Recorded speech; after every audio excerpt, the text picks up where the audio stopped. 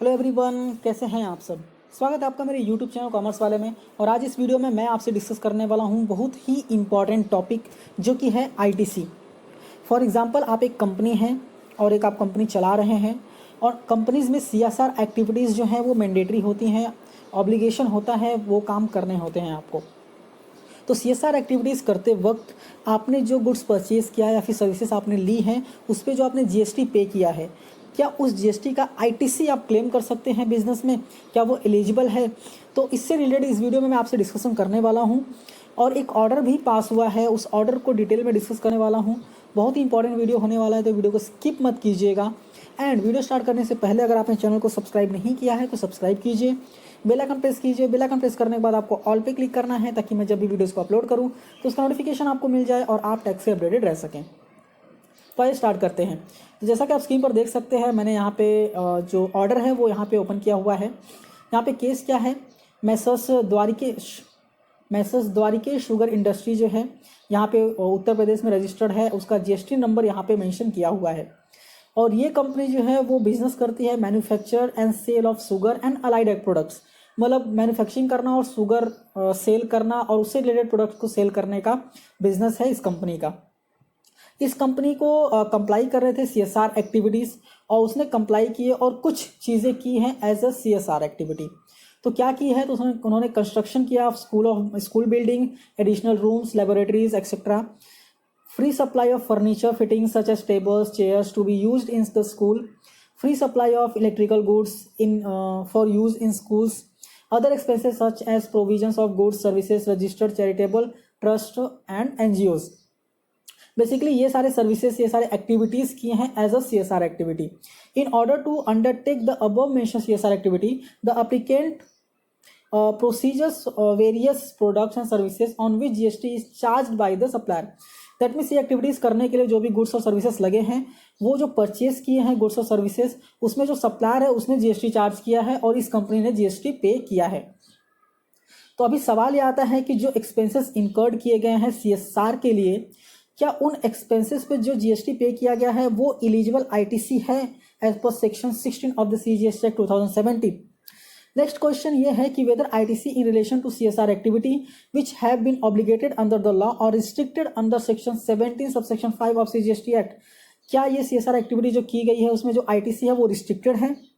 अगर हाँ, तो जो किया गया है गुड्स, सप्लाई किया गया है goods as a part of CSR activities is restricted under section 17(5)(h) of CGST 2017, या फिर वेदर गुड्स और services used for construction of a building which is not capitalised, जो एक्सपेंसेस इंकर किए गए हैं कंस्ट्रक्शन ऑफ बिल्डिंग के लिए जो कि कैपिटलाइज नहीं किए गए इन द बुक्स ऑफ अकाउंट्स, क्या वो रिस्ट्रिक्टेड है अंडर सेक्शन 17(5)(c) या फिर 17(5)(d) of the CGST act 2017? तो यहाँ पे एक बहुत ही अच्छा एक्सप्लेनेशन दिया गया है, जो यहाँ पे मैं आपको पॉइंट नंबर 5 में रीड करके बताता हूँ। CSR expenses incurred by the applicant have been mandate under companies act 2017। तो यहाँ पे एक्सप्लेनेशन क्या है कि सीएसआर एक्सपेंसेस जो है वो मैंडेटरी है, एप्लीकेंट को करना ही है, वो ऑप्शनल नहीं है।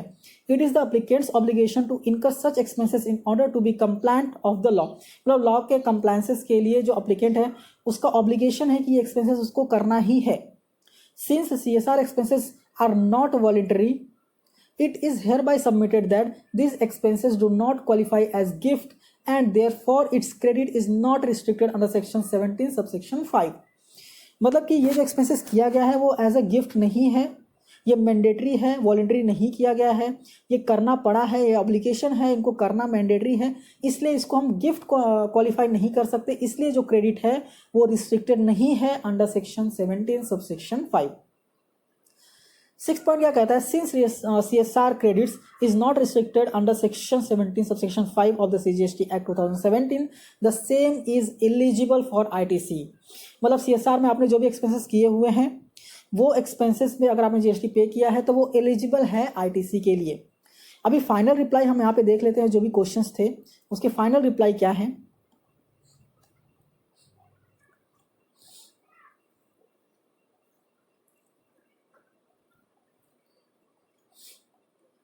ये है रूलिंग का ऑर्डर क्या है कि वेदर, पहला क्वेश्चन ये था कि whether expenses incurred by the company in order to comply with requirements of the corporate social responsibility under the companies act 2013 CSR expenses qualify as being incurred in the course of business and eligible for ITC। तो यहाँ पे answer है yes, eligible है ITC के लिए।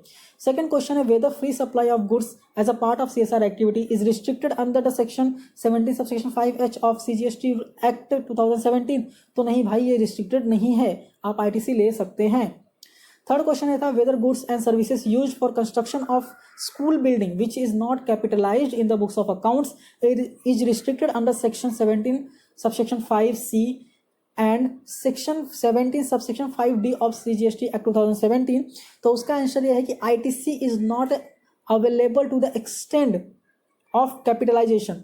That means अगर यहाँ पे क्या लिखा है कि अगर कंस्ट्रक्शन ऑफ बिल्डिंग जो किया है जो कि कैपिटलाइज नहीं किया है बुक्स ऑफ अकाउंट्स में, क्या वो रिस्ट्रिक्टेड है? तो यहाँ पे आंसर है कि ITC is not available to the extent of capitalisation.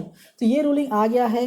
तो बेसिकली ITC अवेलेबल है आपके पास, आप ITC ले सकते हैं, ITC रिस्ट्रिक्टेड नहीं है।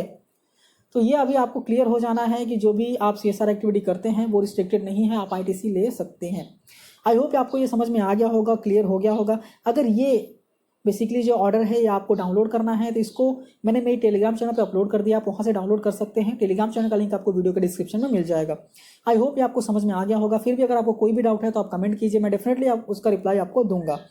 एंड अगर आप चैनल पर नए हैं, चैनल को सब्सक्राइब कीजिए, बेल आइकन प्रेस कीजिए। बेल आइकन प्रेस करने के बाद आपको ऑल पे क्लिक करना है ताकि मैं जब भी वीडियोस को अपलोड करूँ तो उसका नोटिफिकेशन आपको मिल जाए और आप टैक्स से अपडेटेड रह सकें। तो thank you for watching and all the best.